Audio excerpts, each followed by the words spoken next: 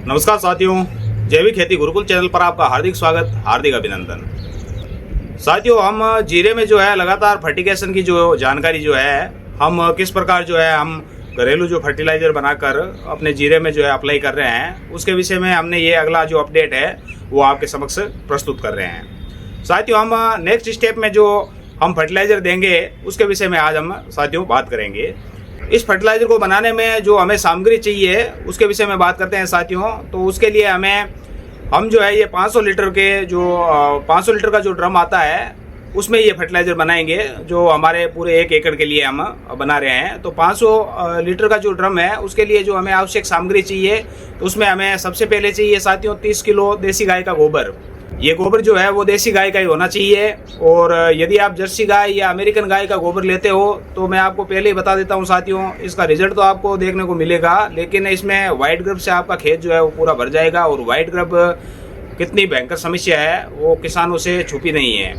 तो white grub जो है उसको फैलने से रोकना है तो जर्सी और अमेरिकन गाय का गोबर हमें कभी भी खेत में नहीं डालना है। ना तो वो कंपोस्ट करके आपको डालना है और ना ही आपको सीधे लिक्विड फॉर्म में जो हम गोबर को जो है वो फर्मेंट करके हम डालते हैं। तो वो आप जर्सी और अमेरिकन गाय का गोबर कभी भी मत लीजिएगा, क्योंकि ये व्हाइट ग्रब को इनवाइट करता है हमारे खेत में। क्योंकि जर्सी और अमेरिकन गाय का गोबर यदि हम उपयोग में लेते हैं साथियों तो वो पूरे खेत को हमारे जो है वो खराब कर देता है। क्योंकि व्हाइट ग्रब इतना भयंकर फैल जाता है जो फिर वो काबू में आना मुश्किल ही नहीं नामुमकिन टाइप हो जाता है। फिर हमें जो है वो रासायनिक पेस्टिसाइडों का अंधाधुंध प्रयोग करना पड़ता है, जिससे हमारी फसल तो खराब होती है, उत्पादन भी हमें कम देखने को मिलता है। तो कहने का तात्पर्य यह है, यदि हम जर्सी और अमेरिकन गाय का यदि गोबर डालेंगे तो हम जो है वो जो पेस्टिसाइड बेचने वाली जो दुकानें हैं उनको हम आमदनी करवाएंगे।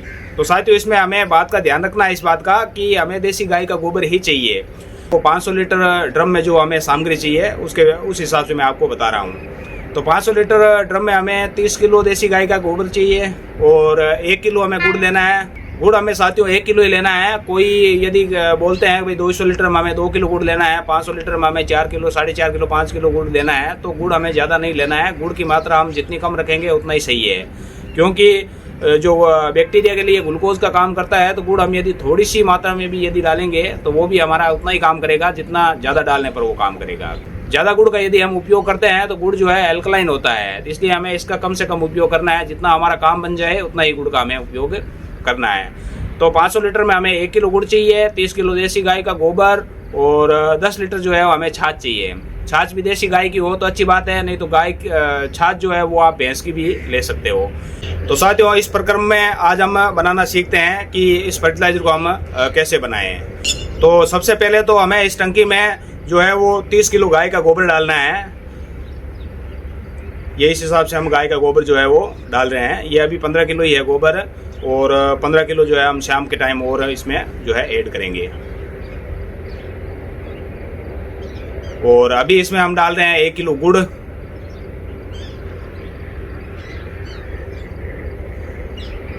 और अगले स्टेप में जो है हमारे किसान भाई डाल रहे हैं इसमें 6 लीटर छाछ।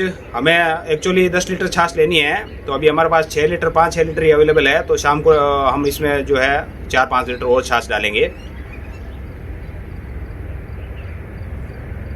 और 1 मुट्ठी जो है एकदम पूरा भर के मुट्ठी जो है वो आप अग्निहोत्र भस्म इसमें डाल दीजिए। साथियों, अग्निहोत्र भस्म डालने का कारण ये है कि इसमें यदि किसी भी प्रकार की नेगेटिविटी होगी, यदि किसी इस गोबर में कोई नेगेटिविटी होगी या कोई गुड़ में कोई नेगेटिविटी होगी या छाछ में कोई नेगेटिविटी होगी, तो ये या पानी में भी कोई नेगेटिविटी होती है, तो ये जो अग्निहोत्र भस्म है ये नेगेटिविटी को जो है पूर्णतः समाप्त करता है। इसलिए साथियों, 100 ग्राम के आसपास आप चाहे कोई भी फर्टिलाइजर बनाओ, अग्निहोत्र भस्म इसमें आप यदि डालते हो तो आपके जो फर्टिलाइजर आप बनाते हो उसमें किसी भी प्रकार की कोई नेगेटिविटी होगी तो उसको जो है वो अग्निहोत्र भस्म जो है वो समाप्त करने की क्षमता रखता है। इसलिए आपको जो है किसी भी फर्टिलाइजर में अग्निहोत्र भस्म डालना जरूरी है। जरूर आप इसको उपयोग करना। और साथ ही मैं आपको बता दूं साथियों कि ये जो अग्निहोत्र भस्म जो हम कलेक्ट करते हैं, तो हम जब शाम को या सुबह को जो हवन करते हैं तो उसमें हम इस प्लास्टिक में जो है इसको कभी नहीं रखना चाहिए। अग्निहोत्र जो भस्म है ना, इसको प्लास्टिक में हमें नहीं रखना चाहिए।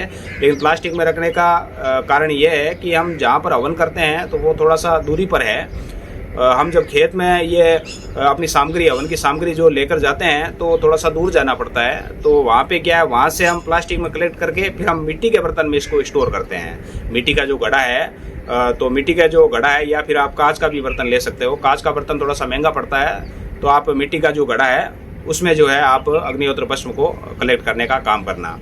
क्योंकि ये प्लास्टिक वगैरह ये सारी नेगेटिव होती है, तो इसमें हमें अग्निहोत्र भस्म को जो है कलेक्ट कभी नहीं करना चाहिए। तो मैं इसमें इसलिए रखता हूँ क्योंकि मैं जब हवन करता हूँ तो वहाँ से जो है पहले जो हवन कर रखा था हमने, तो उसकी जो भस्म कलेक्ट होती है हमें, तो इसमें कलेक्ट करके फिर वापस यहाँ लाके और मैं मिट्टी के बर्तन में जो है वो वापस इसको कलेक्ट करता हूँ। तो आप ऐसा मत समझना कि भाई ये प्लास्टिक में रखते हैं और हमें ऐसा गाइड करते हैं। तो इसको प्लास्टिक में कभी नहीं रखना चाहिए। मैं केवल 5 या 10 मिनट के लिए रखता हूँ इसको, और फिर लाके सीधा मिट्टी के बर्तन में स्टोर करता हूँ। तो अग्निहोत्र भस्म का भी आपको ये ध्यान में रखना है कि मिट्टी के बर्तन में ही इसको स्टोर करना है। और यदि आपके पास मिट्टी का बर्तन अवेलेबल नहीं हो, कांच का बर्तन हो, तो कांच के बर्तन में आप इसको रख सकते हैं। जिससे क्या है कि इसके अग्निहोत्र भस्म की जो ताकत है, इसका जो पावर है, वो सदैव बना रहे। तो साथियों, इस हिसाब से हमने ये फर्टिलाइजर बनाया, मैंने आपको पूरा बताया इसको। तो इसको अभी रोजाना जो है हमें एक टाइम, 2 टाइम हो सके तो 2 टाइम आप इसको हिलाना, नहीं तो 1 टाइम तो आप पक्का इसको हिलाना है। रोजाना इसको 1 टाइम जो है घड़ी की सुई की दिशा में हमें इसको हिलाना है।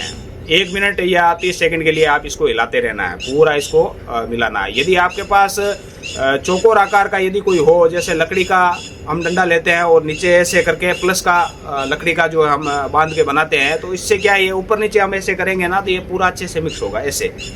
क्योंकि जैसे हम लकड़ी से ऐसे इसको लकड़ी से जैसे गोल घुमाते हैं इसको, तो इसमें क्या है, नीचे वाला माल नीचे ही घूमता है, बीच वाला बीच में घूमता है और ऊपर वाला ऊपर घूमता है। यदि आप प्लस का आइकन बना के लकड़ी में और फिर इसको नीचे से तल, जो टंकी का जो तला है, वहाँ से इसको ऐसे उठाओगे तो ये पूरा मिक्स होगा, ऐसे आपको पूरा मिक्स होगा। तो इस हिसाब से आप लकड़ी के माध्यम से जो है, लकड़ी के डंडों के माध्यम से प्लस का आइकन जो है आप बना सको, तो आप बना लीजिए, ताकि इससे और भी अच्छे से ये मिक्स हो जाएगा। तो रोजाना हमें इसको 1 टाइम तो पक्का हिलाना ही है और 7 दिन के लिए इसको छोड़ना है। यदि हो सके तो आप 15 दिन, 20 दिन, 25 दिन के लिए इसको छोड़ें। और यदि कम से कम यदि आप देखें तो 7 दिन के लिए आपको इसको छोड़ना ही है। और हो सके तो कहीं आपके आजू बाजू में यदि कोई बरगद के पेड़ के नीचे कोई मिट्टी हो, तो 1 मुट्ठी या 2 मुट्ठी वो मिट्टी भी इसमें डाल दीजिएगा। हम भी इसमें डालेंगे शाम को। अभी मैं वीडियो ये शूट कर रहा हूँ, इसलिए अभी मैं आपको दिखा नहीं पा रहा हूँ, लेकिन मैं इसमें 100-200 ग्राम जो पिंपल या बरगद के नीचे की मिट्टी जो है वो मैं इसमें डालूंगा, ऐड करूंगा। तो आप भी इसको इसमें जो है 100 या 200 ग्राम पिंपल या बरगद के नीचे की मिट्टी अवश्य इसमें डाल देना, ताकि वहाँ जो बैक्टीरिया जो पनप रहे हैं वो सारे के सारे हमारे खेत में, हमारे फील्ड में जो है वो आ जाएंगे इस फर्मेंट किए हुए लिक्विड के माध्यम से। तो साथियों, मैं आपको पुनः बता देता हूँ, कम से कम इसको 7 दिन के लिए रखना है। रोजाना 1 टाइम इसको घुमाना है और कम से कम 7 दिन के लिए रखना है। और यदि हो सके तो 15 दिन रखने की आप कोशिश करना। यदि नहीं हो सके तो आप 7 दिन के बाद में इसको अप्लाई कर सकते हो। ऊपर का जो लिक्विड है वो लिक्विड आप ड्रिप के माध्यम से या स्प्रिंकलर के माध्यम से या फ्लड के माध्यम से आप इसको फील्ड में जाने दीजिए। और नीचे जो गारा बचता है, जो नीचे जो थोड़ा सा जमाव रहेगा इसका गोबर का वगैरह का, तो वो जो है वो बहुत अच्छे तरीके से जो है कंपोस्ट हो चुका है। तो उसको आप लेके किसी गमले में या किसी आपने जो पौधे लगा रखे हैं उनमें यदि आप उसको अप्लाई करते हो तो उसका आपको बहुत ही शानदार रिजल्ट देखने को जो है वो मिलेगा। जिस प्रकार हम कंपोस्ट खाद बनाकर हम पौधों में और इनमें जो अप्लाई करते हैं फील्ड में, उसी प्रकार ये कंपोस्ट खाद जो है जीवाणु सहित कंपोस्ट खाद हमारे पास अवेलेबल रहेगी। जो नीचे जो गारा बचता है उसको आप बाहर निकालिए और उसको सूखने दीजिए छाया में, और उसको सूखने के बाद जो है आप भुरकाव कर इसमें पौधों में वगैरह में गमलों में भुरकाव कर सकते हैं। तो साथियों, उम्मीद करता हूँ आज की जानकारी आपको अच्छी लगी होगी और नेक्स्ट अपडेट के लिए आप हमारे चैनल से जुड़े रहें। मिलते हैं अगली अपडेट के साथ, तब तक के लिए नमस्कार, धन्यवाद।